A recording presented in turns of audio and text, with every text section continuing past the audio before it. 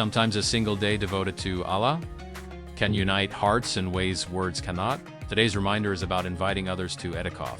Inviting our circle of friends, the congregation of the mosque we attend, or neighborhood residents, even for just one day, to participate in Iţtikāf is a meaningful way to revive Ramadan. Such an effort helps create closeness, unity, and brotherhood among participants. The essence here is not whether the Iţtikāf lasts a single day or longer.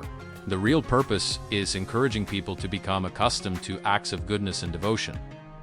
Even a brief shared retreat dedicated to worship can leave a lasting spiritual impression and strengthen communal bonds. Worship shared brings hearts closer. Invite others to moments of devotion.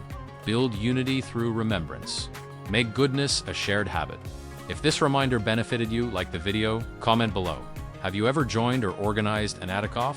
Subscribe to Light of Iman for day 22 of 30 Ramadan 40 advices.